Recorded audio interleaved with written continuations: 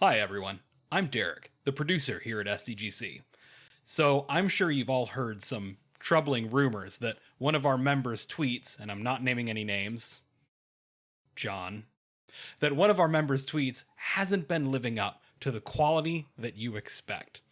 We here at SDGC are deeply, deeply sorry for this. Unfortunately, due to time constraints, we will not be able to include the following apology video before the live show. I hope you understand. Excuse me, Mr. Producer. The editor says he's ready to add this to the beginning of the live show. Wait, I'm the editor. What the fuck?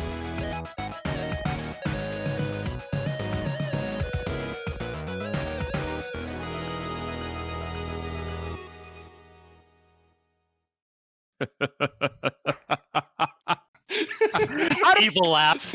How do I even do the opening scrawl after that? Like, what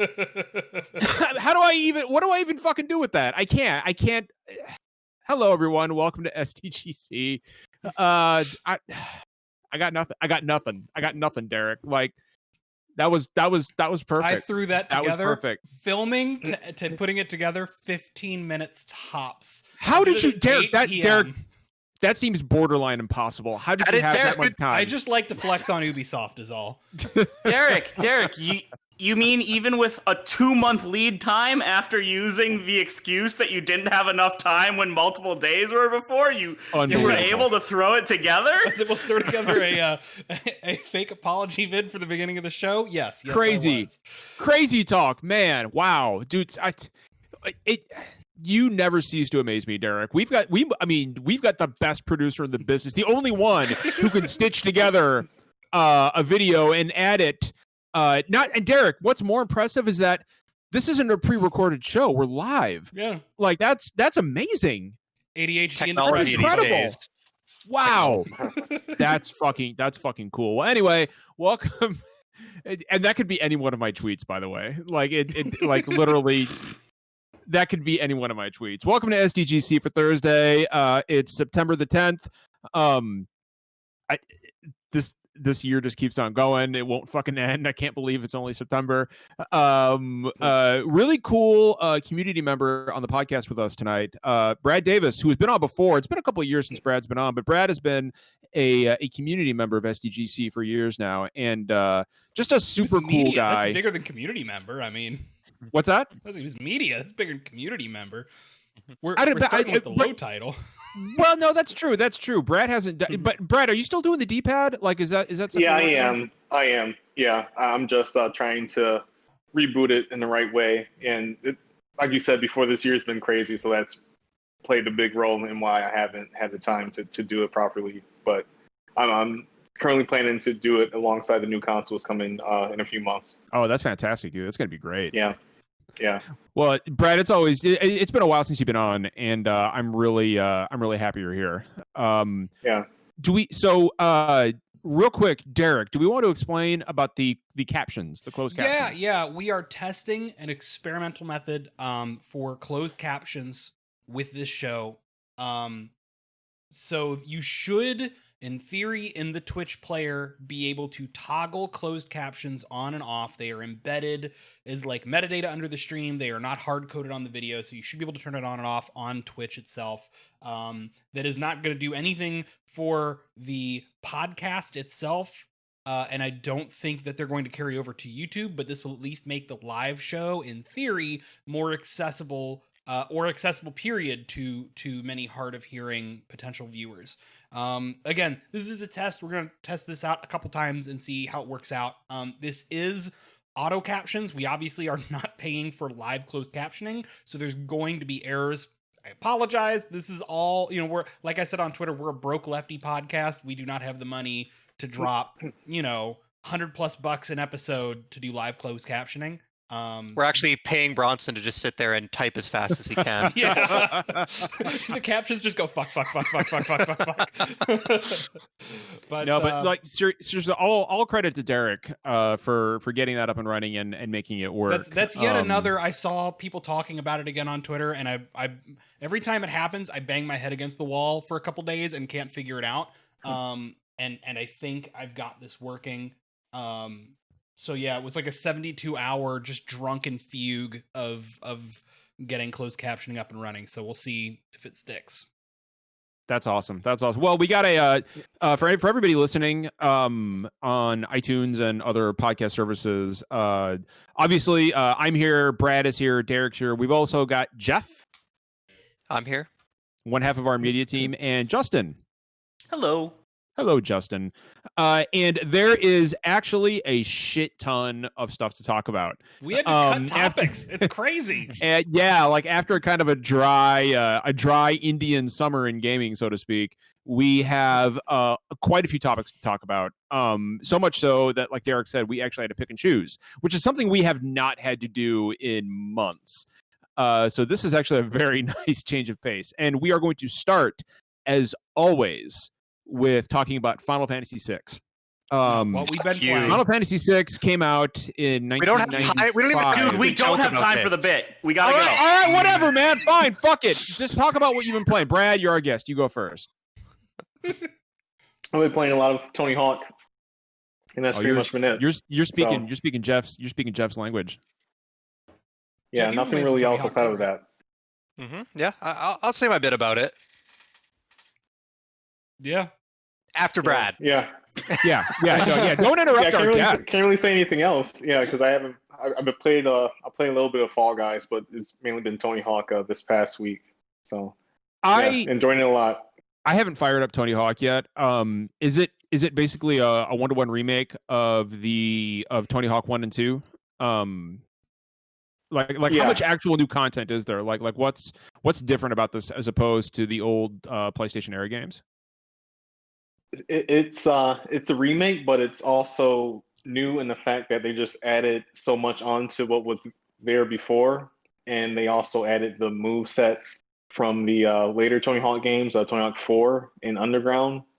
So getting used to those controls and those moves in the levels of the first two games has been kind of a hard thing for me to do. But once you get in, you get the flow going with the combos, you're pretty much set. So that's pretty much where I've been at. Been trying to play online, but online is still kind of iffy for me because I'm still not used to doing long combo lines on Tony Hawk 1 and 2 levels.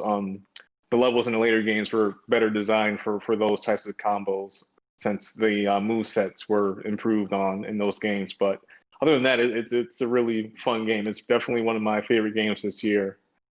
And I do think that it's going to do really well since I believe the attention it's got has even surprised people behind it, even Tony Hawk probably. Well, I mean, apparently, like just in the UK, it sold what, like I think they said 3 times as much as the Avengers did. Oh, wow. I didn't know that. Wow. Avengers was number 1. Tony Hawk was number 2. Okay. I don't think so. Nope. I looked at the list.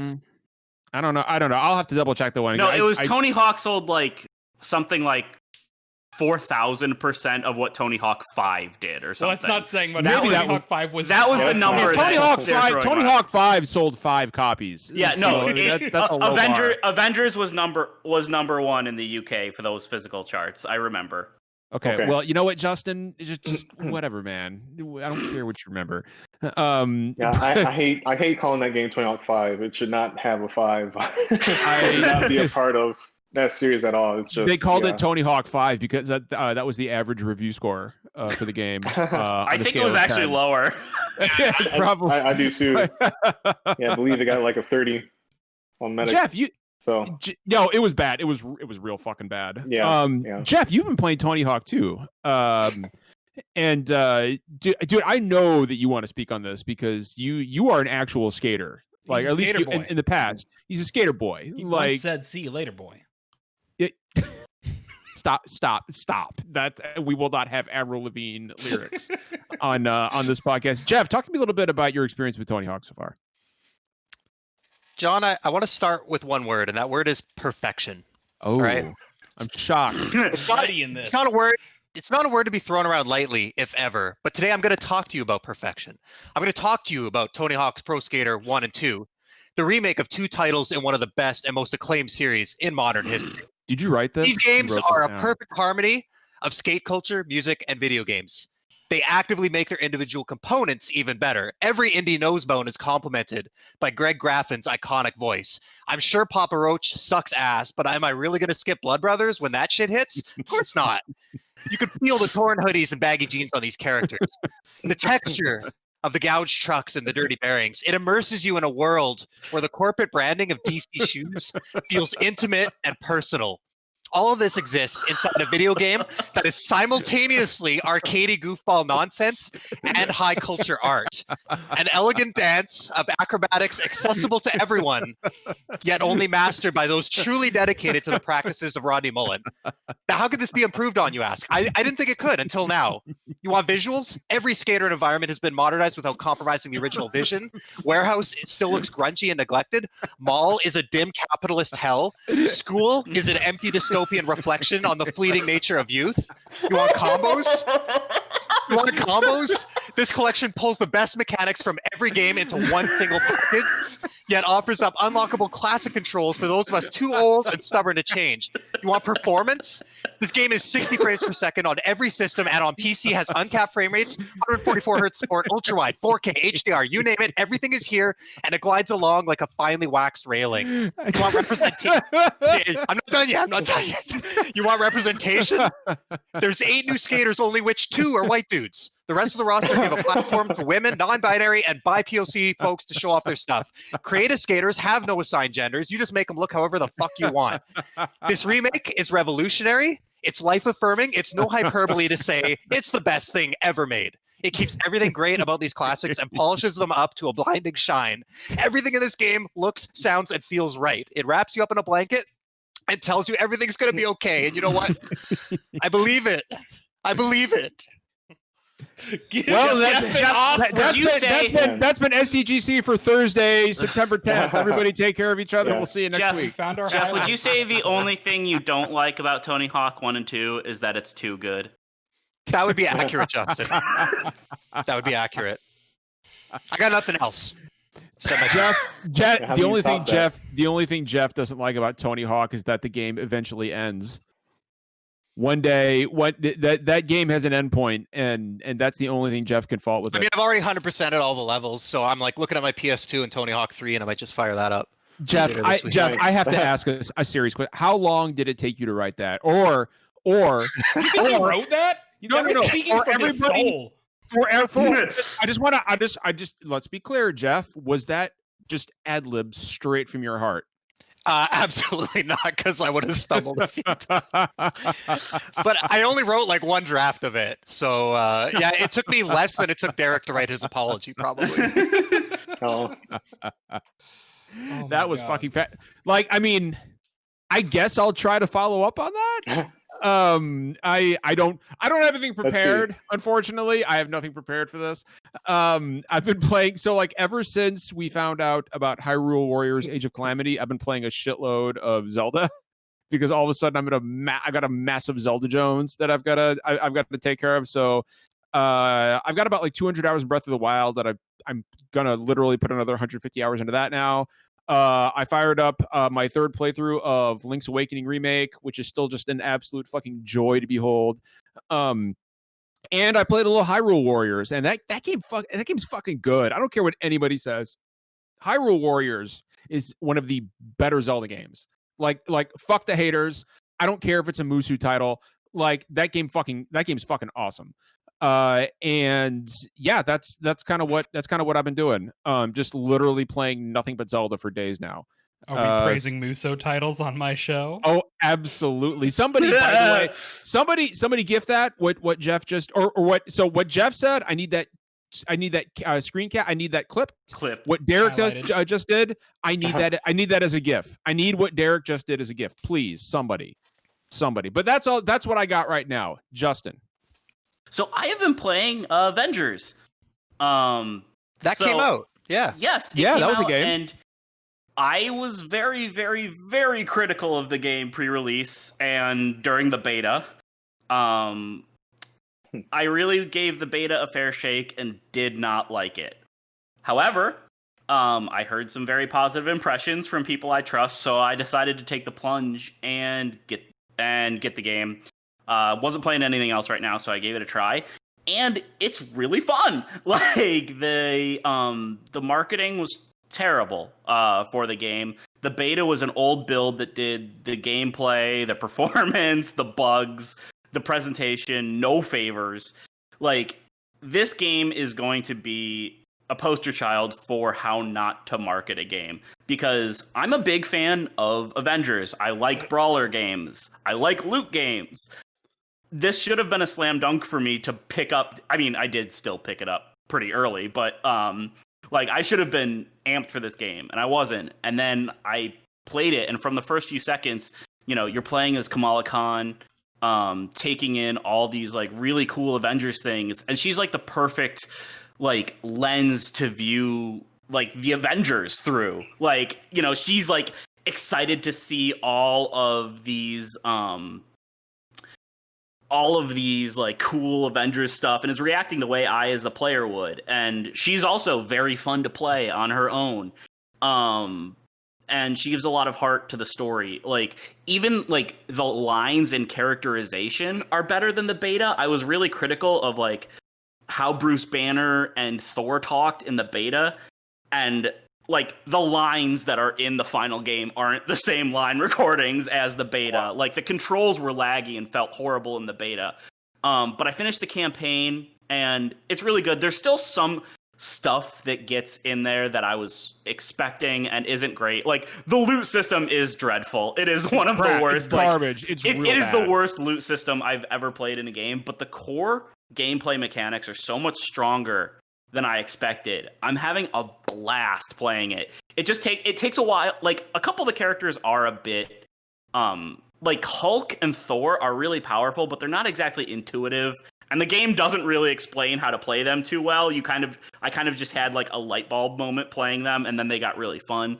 But like, once you level up the characters, like, the loot isn't really the thing that propels me to keep building a character in this. This game actually has really in-depth skill trees for each character, and they're really fleshed out with a lot of moves and like a lot of synergy between things. And like, I really want to build up characters like that. So yeah, the game's really fun. It's not amazing.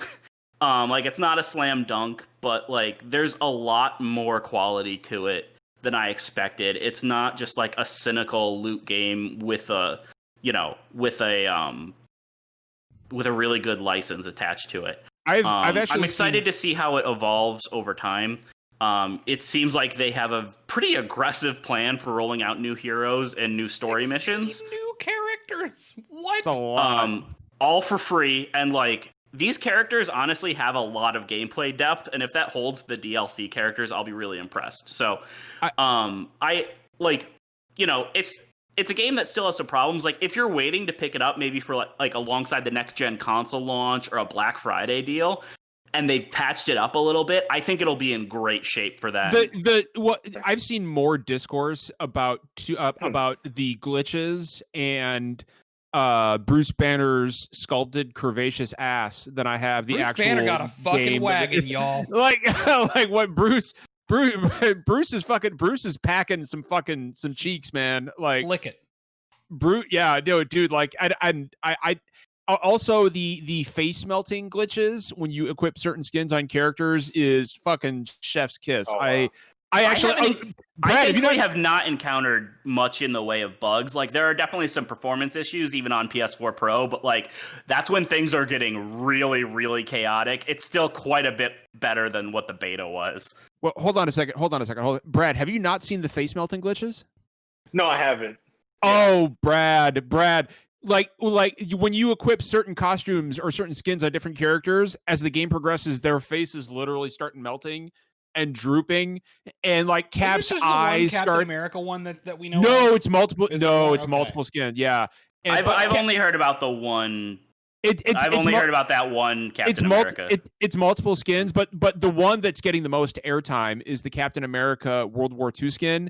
And it's just, by like an hour in, his eyes have melted down here, and his mouth is all distorted, and he's just talking normally, and everybody's interacting. It's glorious. Like, I really want it to happen to my game. Like it's that this is the only way to play Avengers in my opinion. I mean, I fucking love it. The game's got some bugs. It's gonna need some work, and they're gonna fix probably the majority of them, right? I would imagine it probably needed a couple more months in the oven just to polish it up, right? Just to get it that last 10% of the way, and they need to do some patches and updates, and it might be a month or two before it's really totally where they want it. But again, this is a game where they, again, we've data mined. There are 16 more characters coming compared to the 6 that are in the box for free. Right, just and as the long story content for each character is free, which I'm expecting will be very light, probably only a couple missions, but still. Add that up over 16 characters, it's a decent amount of content. So the way I see it is it's, this is a game that they, assuming the game doesn't just flop out the gate, they have the roadmap in place to keep this game alive, for the couple months in that it takes to get 1 or 2 new characters and get those bugs patched up, and then maybe that's where more people jump in.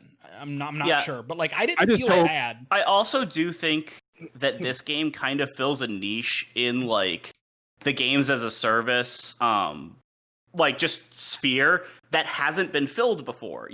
Like we got we have lots of shooters like Destiny and Warframe, kind of have a similar place. We got a lot of battle royale games. We don't really have many co-op brawlers. Like this game reminds me of like Gauntlet Legends, like playing that like, and I guess I didn't realize how much I wanted one of these games, and the core, and the core gameplay is super fun. Captain America, Black Widow, and Kamala Khan are all amazing to play as. So combine that with, a good license and filling in kind of this genre gap, I think this game is actually going to have more of a place in, this whole like games as a service, like competitive scene, like competing between each other than a lot of people originally thought. And also, it doesn't seem like it's going to be super hardcore. Like, it seems like it's going to be easy to jump in and out of, from what I can tell so far. Which is also, I think, very good, and I think fitting for the, for the license as well. I just want to say one more thing about Avengers. Patch out all the bugs, but don't patch out Bruce Banner's buttermilk biscuits. No, because that shit makes the game. You got to keep that dump truck. You got to keep that thickness in there. Captain America no longer holds the title of America's ass. Yeah, no, you are absolutely right. Bruce Banner is America's ass. I've got those exact pants Banner's wearing too, and let me tell you, I don't got no ass in them. It ain't the pants. It ain't the pants doing all the work for him. That's all Banner. All that pork is him. So that's the only part of the Hulk that Banner retains when he turns back to Banner is that toned, muscled ass. So we got a lot to talk about tonight. Did everybody? Oh, Derek needs to talk about what he's playing. Avengers is all I've been playing. I finally finished the story. And like I said, I don't feel bad paying $60 for Avengers for the length that the campaign was. It's not super long, but I had fun with it, and I know that I'm going to pop back from time to time for little expansions that I don't have to pay for to try out these new characters. And I'm a big Marvel Comics fan. I've been reading Marvel Comics since I was like 6 or 7, I want to say. So, I look at this long ass list of characters, and admittedly most of them have been in the movies by now, but still, you tell me I'm gonna get She-Hulk? Hell yeah. I just want to see if it's classic ass 1980s or maybe early 2000s She-Hulk, or if it's kind of what they're doing with her. It doesn't matter. I'm gonna get comic nerdy. Look, Avengers is good. I did beat it. I'm playing a little Pikmin 2, which just brings joy to my life. Nice. But Avengers was where it was at for the last couple weeks. So, however, length of time's a circle. 2020 doesn't make sense anymore. Yeah. So before we hop into our first topic, just want to make a quick announcement. I was going to do it at the beginning of the show, but honestly, your shit was you can't top that. Yeah. So real quick, as everybody knows, the November 3rd election is one of the most important elections that our country has ever faced. There's a lot on the line, And everybody should be familiar with Khalif over at Spawn on Me. Next Saturday on the 19th, September 19th, we are going to be collaborating with Spawn on Me for their No Voter Left Behind 2020 stream to benefit vote writers. And we're going to be streaming on September 19th. I don't know what we're going to stream, but that is the day that we will be streaming in support of Spawn on Me and Khalif's initiative. And this is the weekend before National Voter Registration Day, and it is extremely important that everybody get out there and register to vote, because the future of the country is on the line. And this is more important than video games. This is more important than talking about video game news. Like this is real shit, and we would really love it if you came out to support Spawn on Me and their support of vote writers next week, and especially right here on SDGC on September 19th, where we will be streaming in support of that. So I just wanted to throw that out there. All right. Do we want to start with Xbox first? Yeah, is that what we're? Let's start with we want to kick this off first? News. Let's get some hard news out there. We've been waiting on this, y'all. Why tease people? Why make them wait any longer? All right, who wants to kick the Xbox topic Sony. off? I'll summarize it. I'll kind of summarize everything that kind of kicked off. So at 10 p.m. on Labor Day, Brad Sams posted. It was Brad. Was it? Wait, shit. Was it Brad Sams or Tom Warren? They both. It was Brad Sams. Leaked it was onto Brad. Microsoft. It was Brad Sams. Okay. Yeah. Brad Sams posted a picture of the Xbox Series S and the price point of $299, which is. The Series S is one of the worst kept secrets in games. That thing leaked in 2018, and they had not. And we have seen retail boxes of new controllers referencing it, and nothing had been announced about this controller. He finally just went ahead and pulled it. That same night, Windows Central, Jez Gordon from Windows Central posted an article saying that also confirming that price and design, and that the Xbox Series X would be $499, and both would be launching on November 10th. Couple hours later, there was some, funny, nervous posts from the Xbox Twitter account, but the next day they did confirm all that information. It was accurate. So there are 2 next-gen Xboxes coming on November 10th. The Xbox Series X, which is the big boy, at $499, and the Xbox Series S, which is smaller, more affordable model with much lower specifications, for $299. And a couple games like Assassin's Creed Odyssey, Yakuza 7, and a couple other things shifted their release dates to kind of coincide with the console launches. So we finally got the information that the standoff between Sony and Microsoft that has been going on since June has now ended because of a leak. Which at this point, it seemed like both were just going to wait till the other one went. So I feel like this is the only way we were actually going to get information. But yeah, there's been a lot of positive reaction to the Series S price point. They also announced you'll be able to buy these consoles with Xbox All Access pricing, where you can get the console as well as Game Pass Ultimate for $25 a month with the Series S, $35 a month with the Series X, which is kind of cool. And then EA Play, which is the renamed version of EA Access, which is very confusing because their event earlier this year was called EA Play, and then they changed the name of their subscription service to EA Play. Very confusing. But that is now also a part of Game Pass Ultimate. So yeah, some really big moves and announcements from Xbox this week. Brad, you're an Xbox guy, at least more so than I am. Is this what you like? The $299 price tag for the Series S honestly took me by surprise. Is this what you expected? I can't imagine it. I can't imagine it is, right? That's super affordable for a next generation console. It's funny you say that, because if anything, I was expecting, honestly, it to be $299 at max, because that's the only way that the console made sense to me, was if it was that price point. It's as was stated by Microsoft. They made it pretty much a box for people that do not have 4K TVs but still want that next gen gaming. And I think that price point is gonna do really well. I mean, same price as a Switch. It's like that's fucking wild. That's the part that kills Yeah, it me. is. Yeah. It reminds me of back in the 360 days with the Wii 60. I guess meme you could call it. Yeah, how you could buy a Wii and a 360 and it was pretty much the same price as a PS3. Like that's where it's going. Like I could see possibly Xbox Series S on top of a Switch being close to the same price as a PS5. Not the digital version, but the disc version. Yeah, but we'll see how that goes. Yeah. How from a spec perspective, I'm fucking stupid on this shit. Like I play video. I'm like, oh, video game. I'm gonna play it. I don't know. I am stupid when it comes to specs. Like when I hear teraflop. When I hear teraflop, I'm like, oh shit, that's a fucking that's a fucking Macho Man Randy Savage move off the top rope. Like John, I've been poring over this big teraflop.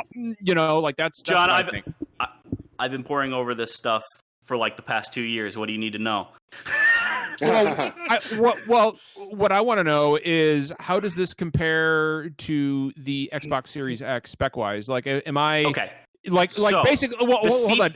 Hold on. Specifically, is the differential worth me paying an extra $200? Yes, easy. For somebody that I think so, there's a few things. One, I guess I should have gone over the differences between the Series S and the Series X, shouldn't I? One, Series S is a digital only system. It does not have a disk drive. So you will not be able to get, used games. You will not be able to bring any. That's good for me though. I don't do physical, like. That's fine. I'm just listing off the differences. Okay. All right. It also only has a 512 gigabyte SSD, whereas the Series X has 1 terabyte SSD. That's actually 500. That's yeah. Ooh, that's pretty substantial. Yeah. And especially since like Call of Duty Warzone is like 220 gigabytes.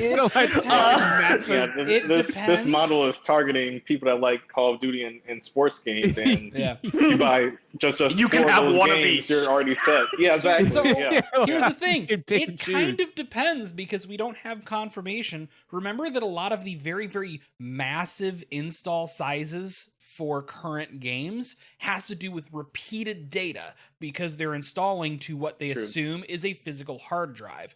Because every game is guaranteed to be going to a solid state drive. I've seen some games where if you were to chop all the instances of repeated data out, you could cut a third or more off of the file size of some of these larger installs. So I'm just not sure they're going to recompile Call of Duty. Right, I'm not sure they're going to do a full recompile of Call of Duty. That's the thing. I think after the cross-gen period, that'll become more common because right now some developers are launching on like 9 platforms this fall, which is another part of it. But yeah, so there is a slight downclock in CPU, very, very slight. The CPUs of all 3 versions of the next gen consoles are basically the same. They're all kind of within margin of error clock speeds. CPU, fine. The biggest change is the GPU is a third of the power of the Series X. The Series X is a 12 teraflop GPU. The Series S is a 4 teraflop GPU. So it also has less RAM. It only has, I think, 10 gigs of RAM, whereas the Series X has 16. And the RAM is kind of the one thing that makes me pause a little bit more so than just, they just have to drop the resolution because they're going to have to, lower textures as well as other things. Like there's going to be more changes than just the resolution shift.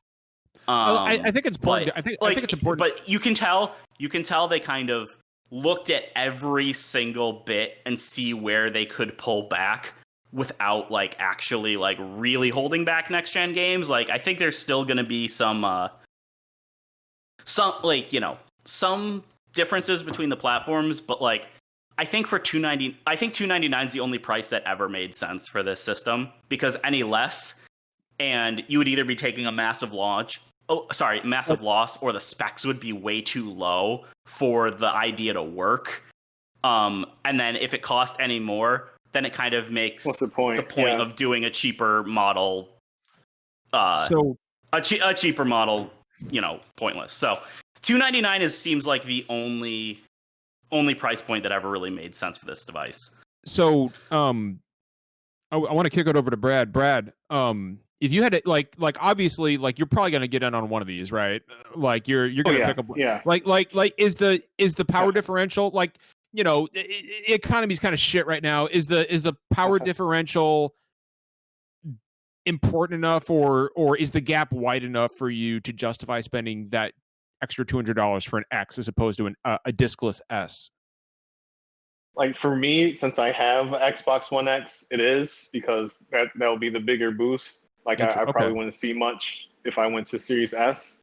But if I had an Xbox One S or even the original Xbox One still from 2013, then I could see myself getting an S and being happy with that. And then possibly waiting for the X to get like a price drop in the middle of the gen and going to that for an upgrade. Yeah.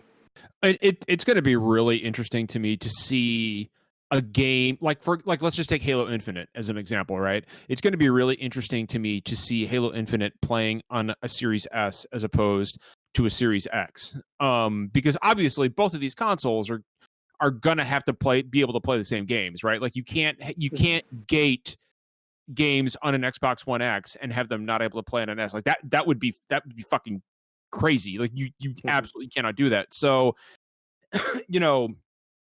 it is going to be, like, for me, I'm going to play wait and see on this one, to be perfectly honest with you, because I don't feel a pressing need to run out and grab an Xbox One S or X right off the bat until I've seen what the actual differential looks like to my eyes. Derek, go ahead. You got your hand up, bud. Yeah, I have a pressing question and then an observation, and the question's one none of us can answer yet, but I am curious. So obviously all of this power difference between the Series S and the Series X. The Series X is targeting 4K native. The Series S is not. I think they said that it's targeting up to like 1440p, which realistically most people who own a Series S are going to put it in 1080p. There's not 1440p TVs.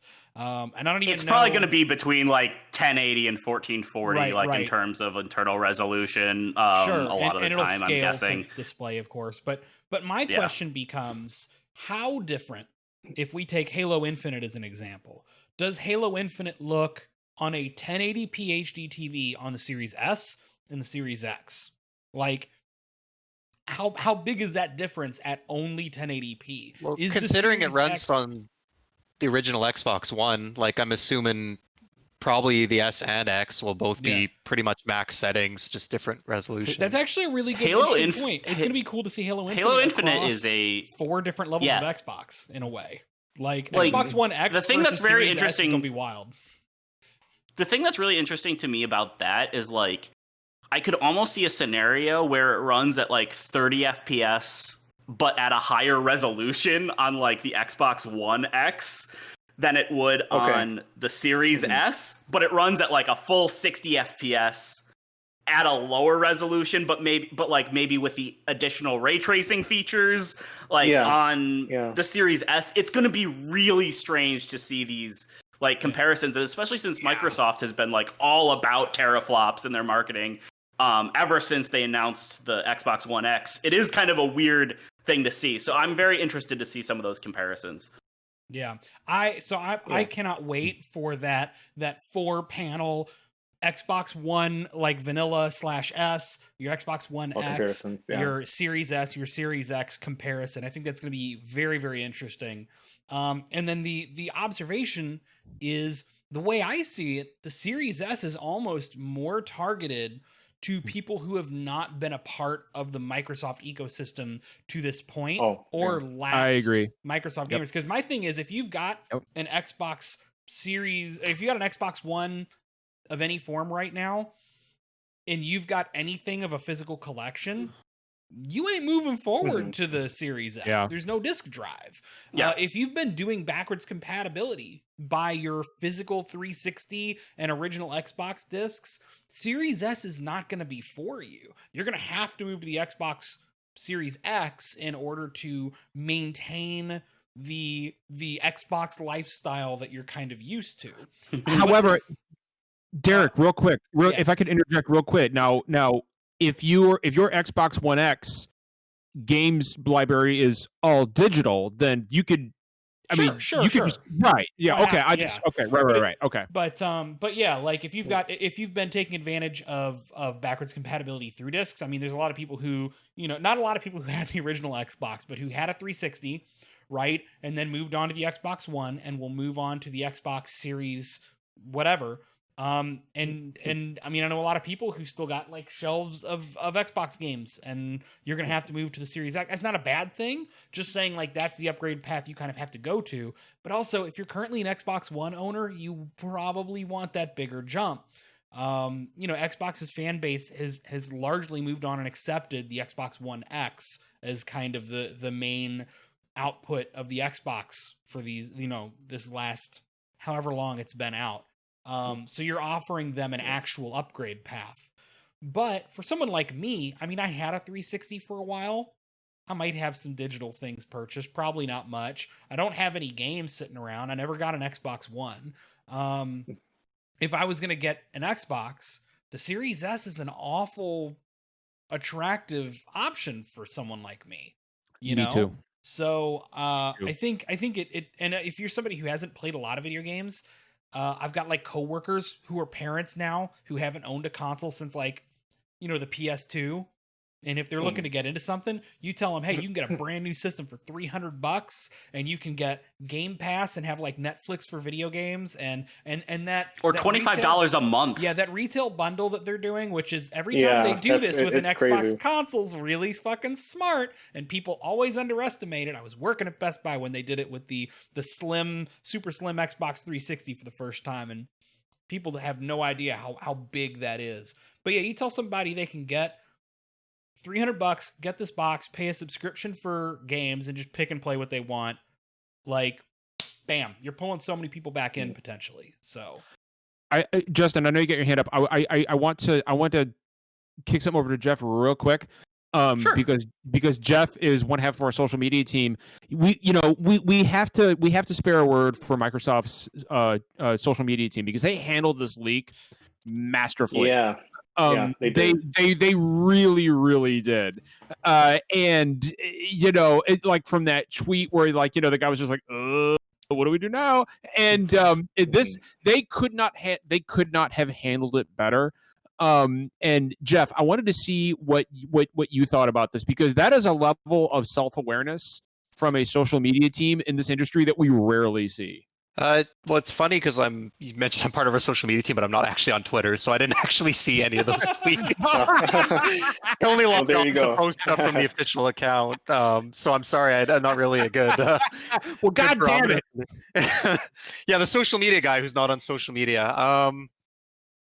So yeah, I don't really have an opinion. One thing I do find interesting is I see it in a lot of marketing. They keep talking about 120 FPS. 120 frames per second. They mentioned Gears 5 is going to have some mode of that runs on the Xbox One S. And what I'm really curious about, this is getting a little technical. They haven't talked much about how resolutions are going to work on the systems. On the computer, when I hook up my computer to my monitor, I can pick whatever resolution I want to output at. That's not really the case with the PlayStation and the Xbox right now. It kind of just, if you have a 4K TV and it detects it, it just kind of throws you into that mode. You can't explicitly pick from like 20 different resolutions. So the issue is usually two. Yeah. Like performance versus resolution. Yeah, exactly. So the issue I see is that, from my understanding, basically nobody's TV supports 4K 120 unless you got like the cream of the crop. It's becoming cheap. It's more of a future-proof for as this generation goes on option. Like, there are TVs that do support it now, and they support it very well, actually, with the new HDMI 2.1 spec. So, like, right now, they're kind of rare, but in a year or two, like almost all manufacturers are, I think probably next year is when we're going to start seeing it come down to mid-range, and then the following year come down to like, you know, cheaper TVs. Like Vizio's getting into OLEDs and stuff this year, and they're going to have 4K 120 HDR support and stuff. And Vizio is a brand that's usually within reach for a lot of people. I get that, but the adoption is so slow. Like I think even in 4 years, I would be surprised if 5% of TVs. I would be shocked if 5% of TVs in people's houses supported that. So I don't know. I find it interesting. Sorry, Brad. What do you got? No, I was gonna say, yeah. When you said 5%, I thought you were gonna say 5% of TVs. So I was gonna say no.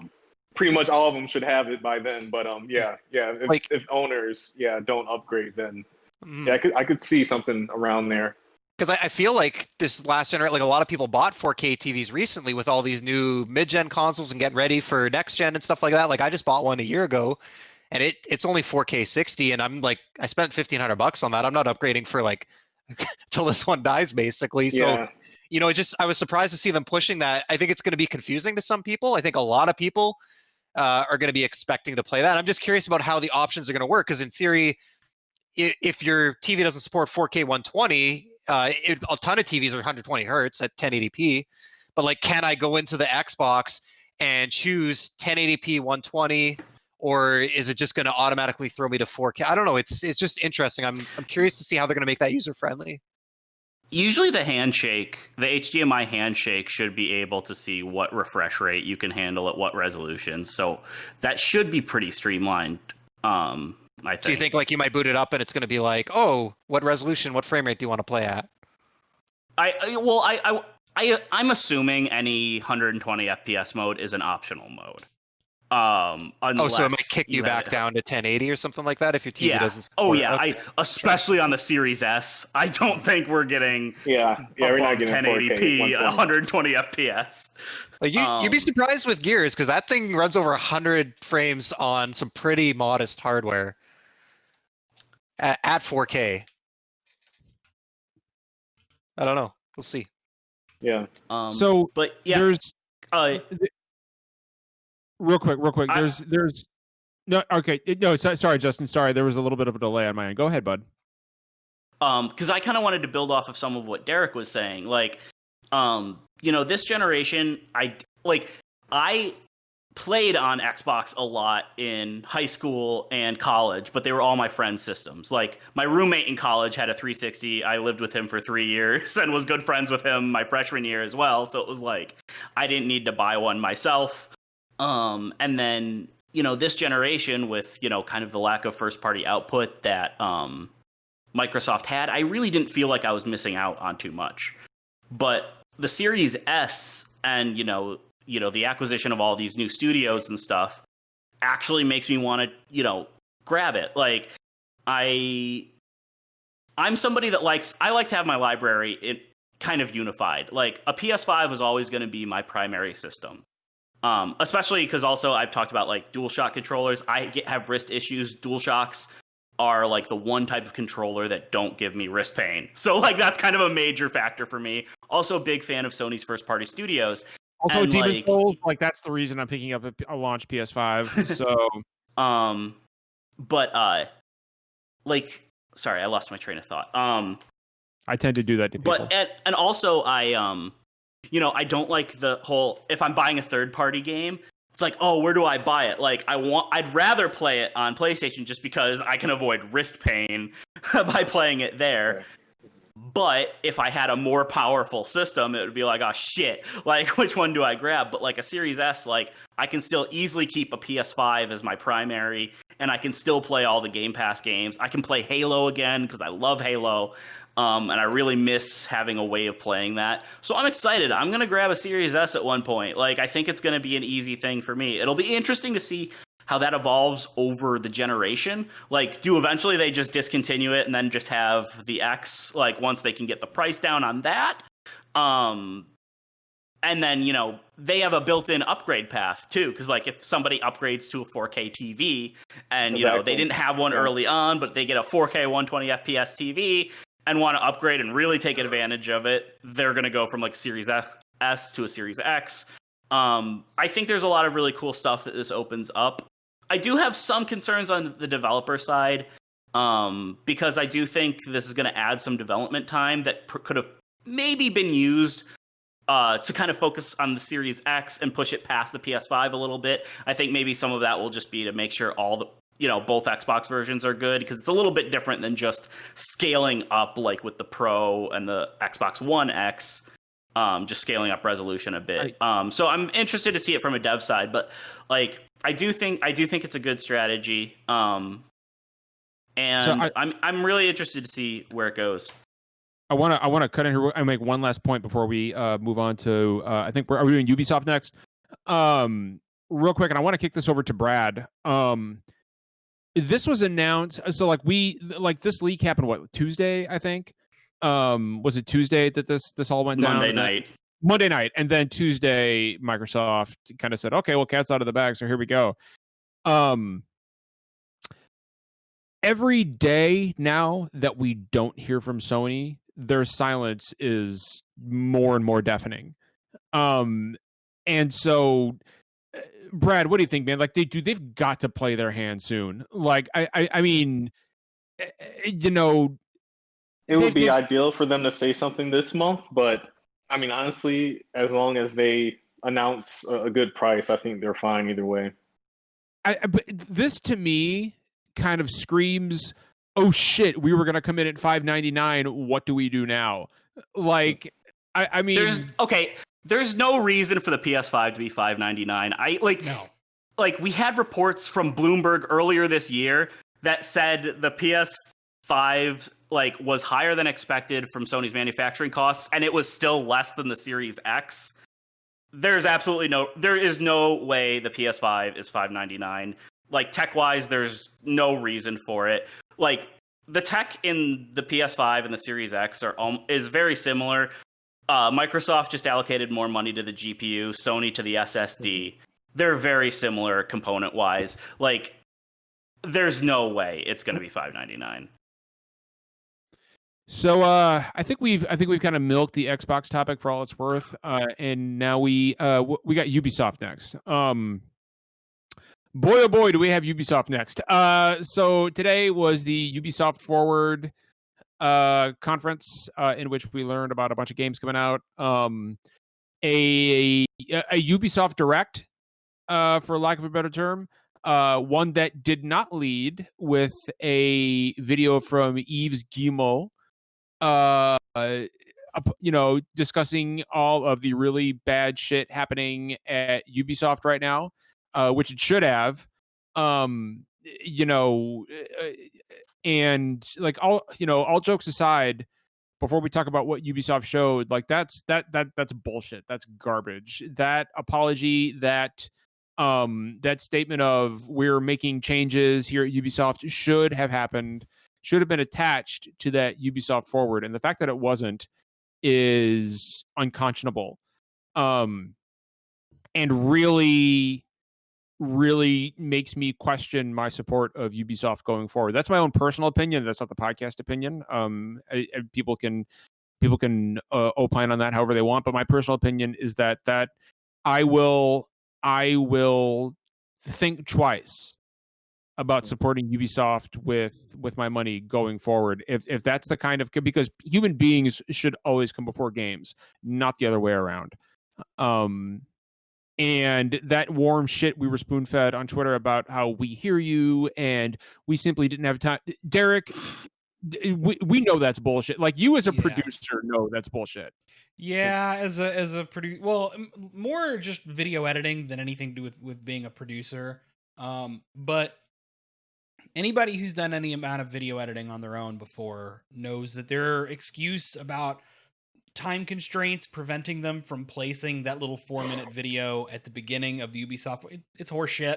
I mean, it would have, if both videos were together, if both videos, the assets for both, meaning that they filmed Yves giving that talk days ago. That wasn't, he didn't get up, drink his coffee, throw a shirt on, and then they pulled a camera in front of him. That was filmed days ago in a controlled environment with exactly. Those assets, I mean, and probably more than days ago if you want to be honest. This stuff is done far, far in advance. The Ubisoft Forward was put together well in advance. I mean, all the assets for that were done. Oh, that shit takes months to cobble together, and I'm not a video producer, and I know that. Yeah. So if they had everything, it would have taken them effectively no time to, in whatever video editing program they use, whether they use Avid, whether they use Adobe, like whatever, they would have opened that up. They would have shifted all that shit down the timeline about 5 minutes. They would have dropped the 4-minute video in there. I'm a video editor, so they would have deleted that exactly. gap and thrown some transitions in there and re-exported that shit. And even if it's a high bitrate export at 4K, which you presume it is, maybe that takes an hour or two. Probably not on the kind of editing rigs that they have in their edit bays, but let's just say. And then let's say that takes another hour or two to upload it. It doesn't, but let's just say it does. Couple hours of waiting, not even labor hours, to get this completely re-exported and re-uploaded with what it is. And it's so rare that I come out this strong and call something a flat out lie from like PR, but it's a lie. They could have done it and they didn't do it because the vast majority of people who interface with video games don't know about this story because they don't hang around on Twitter or IGN or Kotaku or Polygon. They pick up games and they talk about games on Facebook, and this story didn't get a lot of Facebook traction. So if they don't put it at the beginning of the stream that everyone's going to watch, most people aren't going to see it. Most people aren't looking on Twitter for this video. So they know that they can get away with it. So Justin, go ahead. You got hands up. So this is all I really want to say on this topic because it's really complex. I have a lot of emotions on it, and I would really get going if I started. The thing that I think is so insulting about this excuse, aside from the fact that you have an audience that is well versed in technology and like follows streamers and video editors on YouTube and stuff, and has probably seen and heard them talk about their process, like not a single person bought this. The fact that they used the same fucking excuse 2 months ago when they had the first Ubisoft Forward event. I noticed that. Yeah. Like, that is the thing that's so insulting because I kind of bought it then. You know what? That was like at the height of COVID stuff. That was an event that had been planned. It had been announced a month in advance. And like a lot of these allegations just came out within like 2-3 days of that event. Fine. You know what? I could buy it then. When you have months to prepare and you are still under extreme scrutiny for this sort of thing, we didn't have time is not a valid answer. Like, even if there is any semblance of truth in that, you should have been planning to make time. And like I don't want to go too deep. Sorry, that's all I have to say. No, dude, of course. I was gonna say, like, Brad, go ahead, please. No, I was just gonna say the situation is too serious for you to wait so long to make a statement. I mean, something like that should have been done within a week, to be honest. Even if it meant just holding the phone and talking and uploading that to your feed, in my opinion. And I talked to somebody, and they mentioned the fact that messages have to go through multiple teams before they get sent. But at the same time, it's just this is too important of an issue to hold back and try to, I guess you say you could say try to make more presentable on multiple social media platforms. Just get it out, because to me, something like this, it doesn't need a really presentable, marketable PR presentation. You just want that message to be out in terms of what you're going to do as a company to prevent those issues from happening again. So, yeah. So all their I guess you say excuses and their hold back on just saying anything for weeks and even months is just it's not good. To be honest, I feel that it would have been better for them not to say anything at all. Because, I mean, to wait this long just to say what they said, like a slap in the face. Yeah. Well, and it's but not just to like, you know, there are two tiers of victims here. Like there are the victims of abuse who are at the top tier. And then there are the employees of Ubisoft who have nothing to do with any of this. And good people like Yusuf and Belinda who are friends and just want to go to work and make great games and talk about passionately about things that they love. And this is something that they've they've got to wear around their necks now because their you know their good names are attached to Ubisoft and a company that is being run by a family. Like Eves' family runs Ubisoft. It's a family monopoly, and it's really unfortunate. Because while I feel weird giving Ubisoft my money right now, I also want to support all the good work that all the devs and marketing team individuals who have nothing to do with any of this. You know, like those are the people I want to support. So I want to be very clear to people who are watching and listening to us later. When we talk about issues with Ubisoft, we're talking about like the top tiers of leadership. We're not talking about the rank and file who are just there to do their jobs. Having said that, on this podcast, we are always going to stand with victims, period. And we're not going to mince words about that. So yeah, like it's as far as the games go that we saw today, like you know, we do need to talk a little bit about that. The thing that stands out in my mind the most is just how bad Prince of Persia looks. Like, I mean, it looks so fucking bad. Like what? Jeff, did you watch any of this? No, I was working. I caught like a summary of what was there, but yeah, I didn't get to see much. Jeff, you owe it to yourself to go and see just how bad the Prince of Persia remake. You owe it to yourself not to do that. It looks so like I would have just rather them.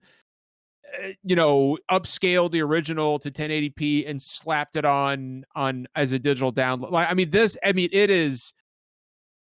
I Prince of Persia: Sands of Time is one of my favorite games, and to see this, like, there's no shadows anywhere, Jeff. Not a single character in the trailer casts a shadow, and it is so jarring. And everybody's got originally is kind of an ugly game by today's standards. So yeah, but like, you know, this is not much of a remake. It's at least the prince didn't have the eyes of a carp that's been in the seafood section for a month. Like, I mean, every single character in the Prince of Persia trailer is dead. They just don't know it yet. And I'm sorry. I don't mean to rant about Prince of Persia. I'm really, really upset that this timeless classic game is just being completely shat on with and like why would you get Yuri Lowenthal back to voice the prince? Cast a fucking Middle Eastern voice actor for the prince. Like why are we getting like no disrespect to Yuri Lowenthal, but you know, I mean, come on, like this is a Middle Eastern game. It sounds like they cast a Middle Eastern actor as the vizier, so cast a Middle Eastern actor as the prince. And for somebody I saw in chat about Alpha, like the game comes out in January. Like, I mean, the trailer can say alpha footage all at once. Like, I mean, the game comes out in January. There's only unless they delay it, there's only so much they can do it could to feasibly be an alpha right now. I mean, if it's on a shorter development timetable, which it could be as a kind of a remaster overhaul, I don't know. So I don't know. I don't know. I just watched the trailer while you were talking, and it looks fine to me. Like, I mean, it doesn't look amazing, but like, I mean, it looks like a budget title, and I think it's priced at a budget. So I don't know, and I don't know what this is running on. Like, I'm assuming, you know, crank up the settings and resolution and stuff. I think it'll clean up all right. So here's the crazy part, Jeff. It's running on the same engine that all the Assassin's Creed games are running on. Yeah. I don't know. Just that. I'll wait to reserve judgment until the final thing's out, I guess. But look, if Avengers has taught us anything, it's that sometimes games really do shape up in the last month of development. Maybe. Yeah. I mean, who knows? I love Prince. I love Sands of Time. I hope it turns out okay. You know, like, but I don't have a lot of confidence that it will. Like, that and that and the fake out with Sam Fisher. I like. I'm not invested in Splinter Cell at all, so I just laughed. I thought that was hilarious because I know people want a new Splinter Cell game, and at this point, like, I'm sorry guys, I don't think you're getting one. I don't feel good. I don't feel good at all. Look, Does anybody? that Splinter Cell and Rainbow Six, the operator name is 0 because that's the number of Splinter Cell games we're getting. Yeah, Splinter Cell as a franchise is dead. I think. I don't think that one's coming back anytime soon. Look, y'all, I'm not a big Ubisoft fan. Ubisoft, whatever the fuck. This is known, right? Like, what are the two types of games I really don't get into? Is big online games and big open world Ubisoft formula games. Because we lost Brad. Oh, we lost Brad. Because we ever since Assassin's Creed, right? Like for 2 generations now, a ton of AAA games have followed the Assassin's Creed formula with towers and 1 billion collectibles and I'm just not into that. And unfortunately, Ubisoft didn't show anything that broke out like again, if we want to talk about Ubisoft games I care about, Splinter Cell used to be on there. I love the original Beyond Good and Evil. I used to love some of the Tom Clancy stuff, like the older like Ghost Recon and Rainbow Six titles, but like, you know, Ubisoft makes pretty specific things now. And they're not for me. So, like, boycott question doesn't even come to mind. They're not making anything I would want to buy. So, I mean, I'm not really a Ubisoft guy either. But here's a question: was that game we saw at the end? And this is like specifically at Jeff because this is up his alley. Was that Steep? Is that part of the Steep franchise? Like, what is that? Like, that's the one part of the presentation I watched. Yeah, it basically looks like they took Steep and threw in everything in the kitchen sink, realized that nobody bought Steep or liked Steep, so they removed the Steep name and called it Rider Nation or Riders Republic. Riders Republic. That's what it was. Yeah, and that's a really bad name. I don't know. Like, I mean, obviously, like a gear store. Yeah, I love Steep. I have 30 hours in Steep. I thought that was a really cool. I mean, some of the execution of some of the shit in it was awful and cringy, but the core gameplay I thought was really fun, and I'm excited for this one almost in spite of that presentation. Like they showed a bit of the dirt bike, which is like, I love the idea of like all these different biomes, throwing in more sports and stuff like that. But like, I'm just over whatever this brand of Ubisoft is with the mask with the neon X eyes and the smoke coming out of the gas mask and everyone looking like their Watch Dogs 2 character. They did it with like Rage and then that weird Far Cry 5 spin-off. Like, I don't know why every one of these games now has loot and looks like some hacker at a Deadmau5 concert. Like, I don't. It's like their aesthetic now, and I don't. We talk about their games like being homogenous in terms of like open worlds and gear score and loot and stuff like that, but like they're doing it with the visual palette too. So I don't know. Like, tuning all that aside, I'm hoping that the core gameplay will still be really good. But I was just ready to hear that guy stop talking. I just want to point out and springboard off something Derek said that like Riders Republic looks like some shit you find in the mall next to an LL Bean. Like that is exactly what I think of when I hear Riders Republic. Just a snowboard and skiing shop. I didn't really see anything else at Ubisoft today that I like. Oh, I'm sorry. We need to talk about Aiden Pierce. Fucking making his glorious return to the Watch Dogs franchise. Do we though? No, we really don't. No, we really don't. What about that Greek mythology mod that they're doing on Breath of the Wild? Like, here's the thing about that. Like, it looks fine. It also looks massively derivative. Like right down to the fact that you have to sneak up on horses to tame them, and like I mean this is it's Breath of the Wild. Like, and I was actually talking to Jeff the Grubb physics earlier. stuff, the challenge shrines, the gliding, Right. the no, stamina meter like- for climbing everything. Right. It's I talked a little bit. I talked a little bit to Jeff Grubb, and he's played it for like 2.5 hours, and he was like, "Yeah, it's fine.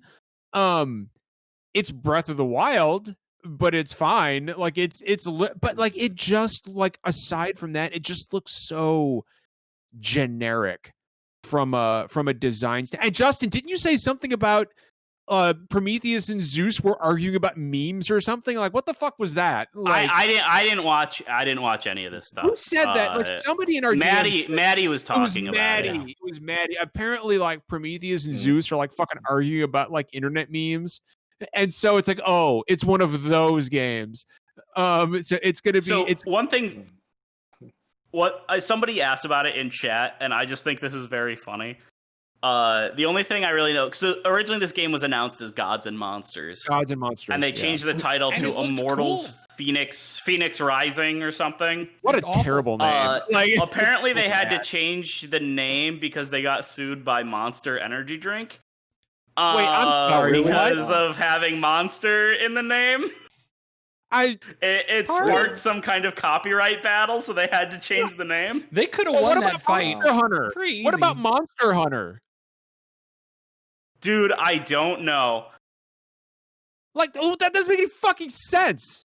I think it was like a specific thing in like a specific country or region or something. I don't know, but it made me laugh.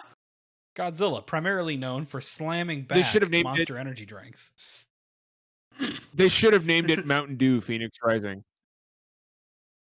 I also God, just, I don't that- like the aesthetic change either. Like they were showing some of the like where the design of like the main heroine had changed from the original reveal trailer, which I thought was like bright and cartoony and very different. And it's just It's got like I a don't know. generic Blizzard design feeling to it's it, a little, doesn't it? it's a Like little World of somewhere between Warcraft Blizzard shit. and Fortnite. It's a little somewhere between WoW and Fortnite. Yeah. It's that very generic, you know. It's a little closer to looking like every mobile game ad that I see on Facebook now. That isn't for something where you pull a pin out and drop lava on a person or whatever the fuck. Yeah. Yeah, I just I liked. I mean, like we went from a good title and a good aesthetic to a stupid fucking title and a generic aesthetic, and it just plays like Breath of the Wild. Which this is an unpopular take, but the gameplay is the reason I'm sour on Breath of the Wild. Like that's my least favorite part of that game. If it wasn't a Zelda game, I don't think I'd like it. So they took the Zelda out, and Yeah, well, you know what? If you weren't so cool and nice, I don't know if I'd like you. I don't know where I'm going fair. with that. Anyway, Most don't. guys, I have been trying all day when people keep saying stuff about Breath of the Wild to keep my mouth shut, and it's so hard. it's glorious. I don't like respect that people who game, disagree and with I me, would but- go on for a very long time about it. So well, let's move on before I get speaking- going. Speaking of Zelda, speaking of Breath of the Wild, let's what a segue that is. Let's talk about our final topic tonight, Hyrule Warriors Age of Calamity, November 20th, coming out on Switch. Nobody saw this coming, and I am so happy. This didn't leak. Because I love being surprised like this. And Brad, you're a Breath of the Wild guy, right? Like you. I liked it. I didn't think it was great. I would still prefer the 2D Zelda games. Kick That's just Brad me, off. 'cause I- Kick Brad off the Absolutely not. broadcast, please. I thought I had a friend in you, Brad, for this one. I thought that. I thought didn't that, think it was bad. I just didn't think it was as great as people. Well, made it I guess out to be, at least to me. Yeah. with Justin here, I guess we need balance in the force on this one. So I also thought it was good, but like not amazing and a lot of who problems. are any of you? But so like here's the thing about Hyrule Warriors Age of Calamity. You know, it's a Musu title. You know, and it is being positioned as Nintendo's big November game, which is interesting, right, Derek, for a Muso title because, you know, these are usually niche title, like these are usually very niche games with a passionate following, but they're not what you would usually think of like this is our big holiday game, right, guys? Like it's a Musu title. And we're going to learn more about it apparently on September 26th. The fact that, and here's where I'm going with this, and then I'll throw it to the group. The fact that we are getting apparently our own, it sounds like some kind of a mini direct presentation focused on Age of Calamity. The artwork is ripped straight out of Breath of the Wild. It's the prequel to one of Nintendo's biggest selling games ever. Certainly one of the most popular games ever, and it's being positioned as their big November title. Like, I think there is going to be a lot more to this game than we are used to seeing from this genre. And since Derek loves Musu titles, I want to kick it to him first to see what he thinks. As our resident Dynasty Warriors correspondent, yeah. So here's the deal. Yes, it's true. Muso games tend to not do incredibly well. They're made on relatively tight budgets. They're very iterative. They sell to generally a niche, and then these licensed titles, like they'll do like a the Dragon Quest one, and then they had the Fire Emblem one, they had a Berserk one. They tend to sell to fans of that series more. I mean, like, Muso fans will play them, but they tend to do decent numbers because of the license attached to them. And to be fair, like Dynasty Warriors, Romance of Three Kingdoms, there's a lot of people who love that stuff. There's a lot of geeks for like Sengoku era Japan and just fucking love like all of the actual historical figures that are in like Samurai Warriors, whatever. Here's the thing. Hyrule Warriors did real fucking good. Hyrule Warriors made some money. Fire Emblem Warriors made some money. There is something about, and Tecmo Koei knows this at this point. No, Megaforce, the developers of these games, know this. Nintendo's IPs are super fucking popular in a way that none of their licensed anime shit will ever be. And Nintendo is willing to put some money behind them.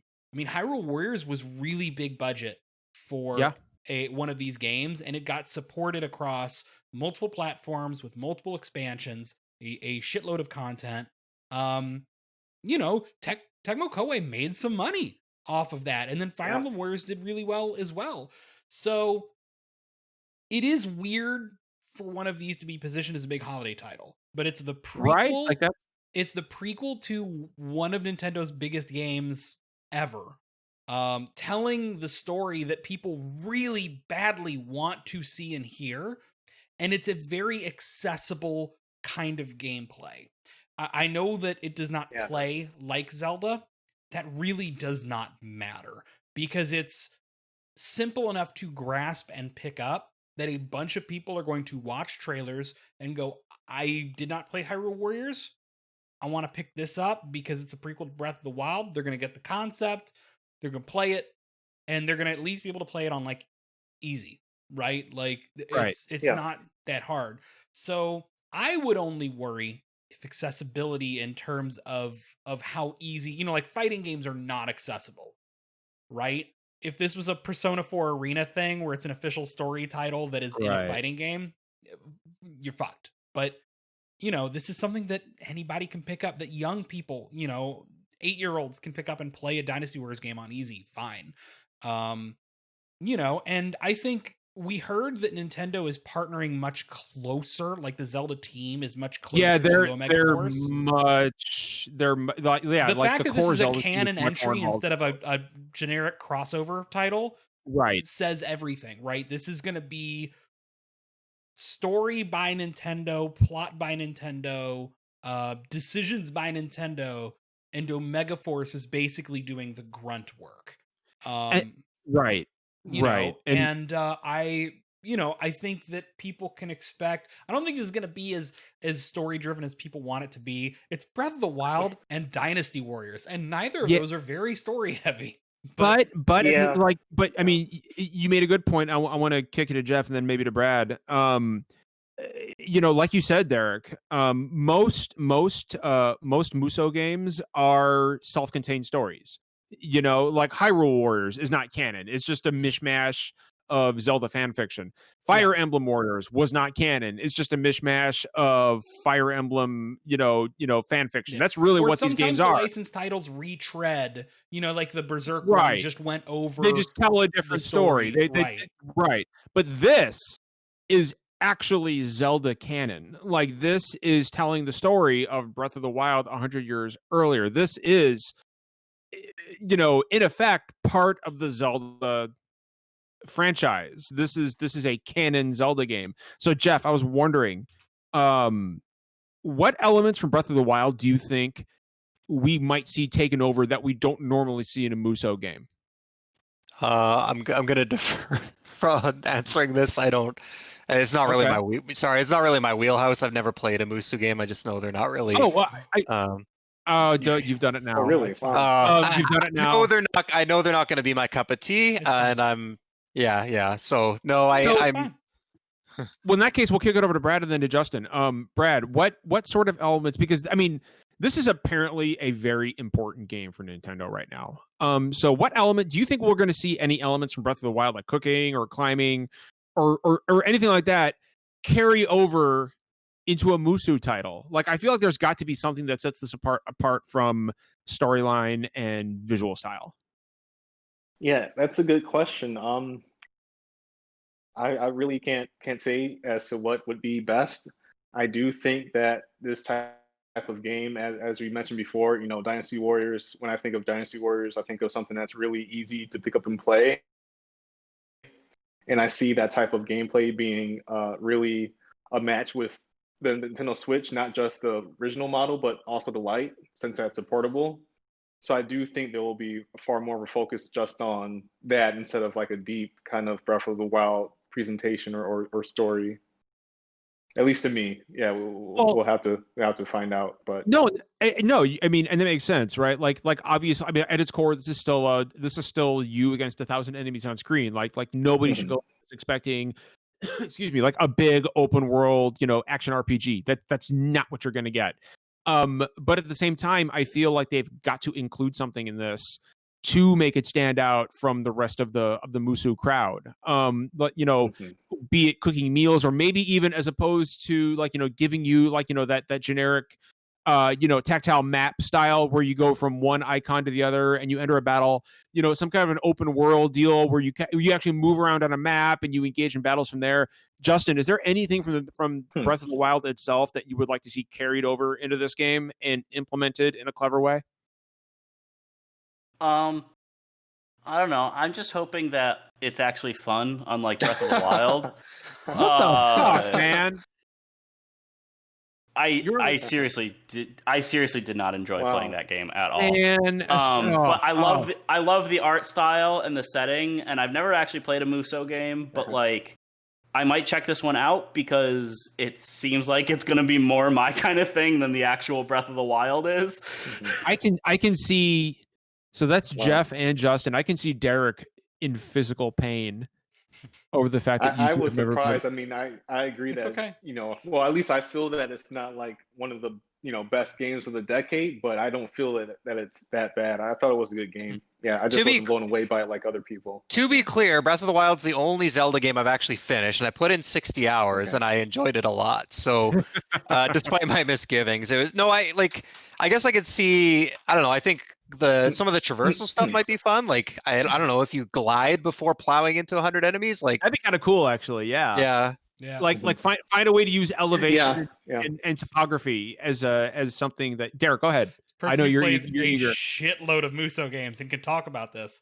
So Please. Hyrule Warriors already deviated a lot from traditional Muso games with a couple different things. The giant bosses is not something you see super commonly in these types of games.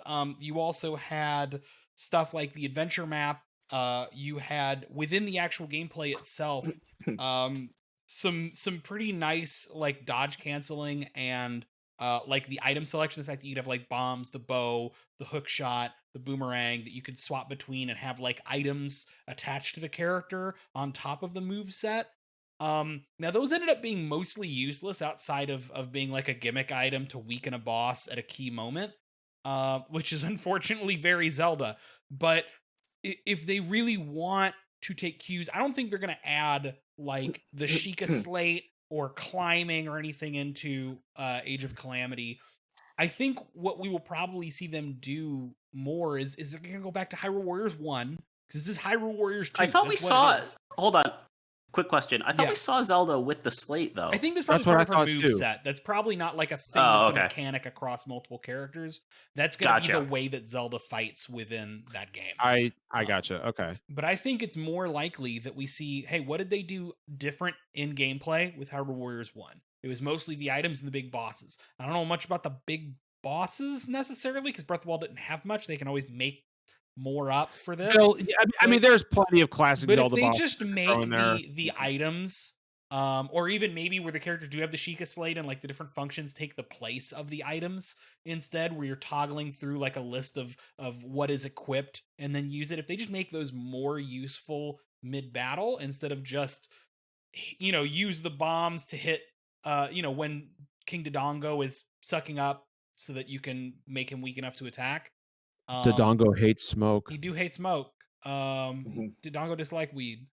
But but if they can just make those items better, like you've already refreshed the combat quite a bit. And I think that it's going to be less about a revolution of combat of what this game is, and it's going to be more about telling maybe a better story than we tend to see in these. I think a big part of it is going to be, you know, it's not going to just be those six, you know, it's not just going to be Link, Zelda, the 4 champions, right? We're going to see a couple of other characters from Breath of the Wild, younger, I wanna probably see like the king. Impa, I wanna see Pura, the king Robbie, get it. the king. I- We Impa might would see, be a good one. We might see Breath of the Wild-ized like versions of other Zelda characters who existed That during would be that time frame but wild. died and didn't get to make it to 100 years in the future. That would be So, wild. You know, they have opportunities here, and it gives them a chance to refresh and make a totally different game from Hyrule Warriors, which was just throwing things together. I mean, this Link and this Zelda already do not fight the same way that Link and Zelda did in the last Hyrule Warriors. They're basically new characters. Zelda seems much more of a caster type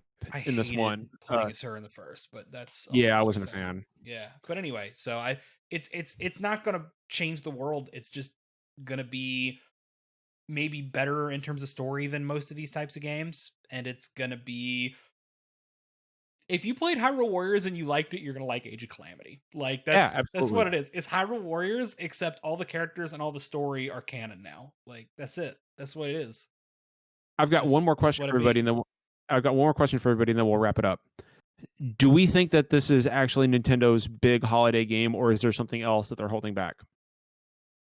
Nah, this Because is it. this is a super interesting choice for them. I feel This like is it? Mario. This is it. They got this. They got Mario. Yeah, And They we'll got probably this. They keep got selling. Mario. Like, Pikmin will probably yeah, do real well. they're fine. Yeah, I mean they're honestly I forgot fine about with just Pikmin, Mario, yeah. in my opinion. We've What was that, heard- Brad?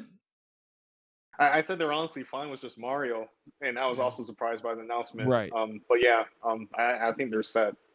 I mean, it was a really interesting year for Nintendo, and I do believe, and at least based on what other people have said, that Nintendo's probably facing the most struggle with working from home than I believe that. the other two console companies right now. But they're set either way. I think with just Mario. Yeah. Well, that's the thing is like, you know, like as much as I had a little bit of heartache or, you know, about the fact that we didn't see much from Nintendo this year, at the same time, it's like they're still going to, I mean, they just upped their projection to 30 million. Exactly. Like, I mean, like they don't need, like, I mean, they're the Mario one company, Sunshine about to be that system seller.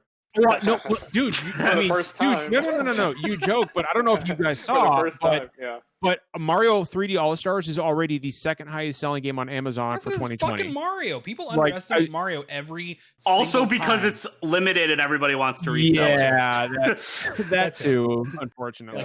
Unfortunately. But we had uh, heard this was going to be kind of a tight second half of the year for Nintendo before COVID hit. they're gonna you have know? a baller 2021 though. I'll Well, tell you that's that the much. thing is this was like kind of a dry spell because next year was supposed to be a really big year. And we don't know how COVID's impacted everything, but I mean, you know, we've Metroid heard Prime rumors Trilogy of 2021, we've heard baby. rumors of new hardware, like really, you know, relevant rumors of new hardware. You know, we know there's a lot on their plate. So, you know, this might be a bit of a tight back after. You know what? There's a whole lot of fucking games on Switch y'all haven't played, so don't bitch about no new stuff if you haven't played Tropical Freeze. That's what I'm Garrett, saying. wait till I tell you that I've got a copy of Super Robot Wars coming my way. Play those Wii U games. Yo, for real? I do. Which one? It's 5. V. Okay, well, it's not 5. Yeah. It's V for Voyage. Well, V, whatever. Fuck yes! I got John to play Super Robot Wars. I'm gonna lend you T as well. I've got T on Switch, and then you can skip X. X is not as good, but oh my god! I'm gonna give it a shot. Yeah. I told you live simply for that reaction. But we're a little past our time here, so we'll wrap it up here. Brad, dude, you're awesome. You're always a cool person to have on. Yeah, I'm sorry for the technical issues on my end. Yeah, no, we'll dude, don't sweat it, dude. It's just a metaphor for 2020 as a whole. Brad, for anybody listening, where can they find you? Mainly on Twitter at bgamer90. So that's pretty much where I put my stuff on. Yeah, while I'm still trying to get things ready for these new consoles for new videos alongside them. Yeah, and also support Tony Hawk so that we can get these. I want a 3 and 4 combo, and then I want a Thug 1 and 2. Please. I want a Thug 1 and 2. I'm gonna beat Eric Sparrow's ass into the dirt again. We could just, 10% of the time I spent in 2004 was playing this game online. So I don't. Please, I need those you, combo lines.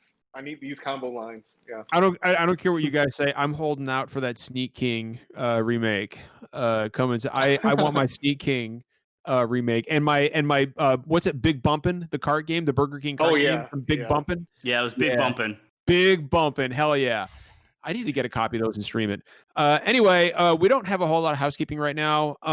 Again, please don't forget that. Did Derek mute me? I attempted to. It won't let me. Yeah, see, you can't mute cast. You can't mute podcast ad. But I saw. You know what? I saw. I knew you were doing it because I'm looking at the stream right now. Like, and it's showing. I you can't fucking. Can't fuck. Yeah. No, we got some cool stuff coming up. It's going to be a fun holiday season. Of course, I'll be driving over to Derek's for Extra Life in November.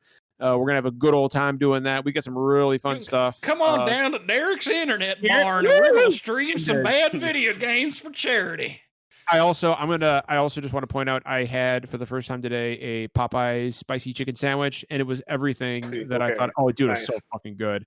I'm still thinking you have to about get it. Spicy. It's so fucking good. Fried chicken spicy. I don't trust you. Regular sandwich. I was like, yeah, this is okay, but I don't understand the hype and the fighting. I tried the spicy though. I was like, you know what? I fucking ascended. Brought me back. If I was really hungry, I might get an attitude with somebody to get one of these. I ascended the astral plane. It was so fucking good. Don't forget, we'll talk more about our collaboration with Spawn on Me on next Saturday at a later date. But please look forward to that. And if nobody has anything else, it's been our pleasure to serve you. Go to Popeyes, get yourself a chicken sandwich. Please support Tony Hawk 1 and 2. And remember, kindness costs nothing.